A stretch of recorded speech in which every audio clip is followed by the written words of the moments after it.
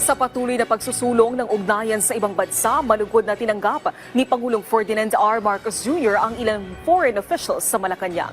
Kasabay din yan, pinangunahan ng Pangulo ang panunumpa ng ilang mga opisyal ng pamahalaan. Si Kenneth Pasyente sa sentro ng balita. Sa patuloy na pagsulong ng Pilipinas sa larangan ng diplomasya at pamamahala, malugod na tinanggap ni Pangulong Ferdinand R. Marcos Jr. si Slovenian Vice Prime Minister at Minister of Foreign and European Affairs Tanja Fajon sa Malacanang.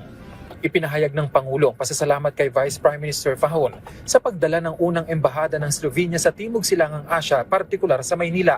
Gate niya, magsisilbing daan ito para sa mas malalim na kooperasyon sa pagitan ng dalawang bansa, partikular na sa larangan ng kalakalan at pamumuhunan. Tinalakay din ng dalawang opisyal ang Loss and Damage Fund kung saan napili ang Pilipinas bilang board. Malaking bagay daw ito para sa Slovenia at Pilipinas, partikular na sa pagtugon sa mga epekto ng climate change. Tinanggap din ng Pangulo si Ambassador Eduardo Antonio Yang Virzi bilang bagong kinatawan ng Panama sa Pilipinas. Binigyang diin ng Pangulo ang natatanging posisyon ng Pilipinas at Panama bilang mahalagang sentro ng kalakalan at maritime at inaasahan niya ang pagpapatibay ng kanilang ugnayan para sa kapakinabangan ng kanilang mga mamamayan. Nanumpa naman sa Pangulo bilang Presidential Advisor on Mindanao Concerns si Attorney Antonio Ceriles.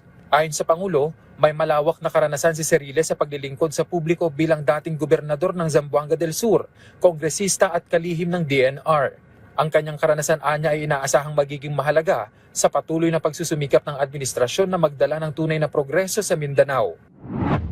Kaugnay niyan, formal na ring naitalaga bilang Interim Chief Minister ng Bangsamoro Transition Authority si Abdul Rauf Makakwa. Matapos ang kanyang oath-taking, tiwala ang Pangulo na may pagpapatuloy ni Makakwa ang mga progresong naitatag na ng pamahalaan sa BARM. Dagdag pa ng punong ehekutibo, dumating sa isang kritikal na panahon ng pamumuno ni Makakwa habang naghahanda ang rehiyon sa kauna-unahang parliamentary elections. Natitiyakin daw na magiging maayos ang transition para sa matibay na kinabukasan ng mga mamamayan sa rehiyon.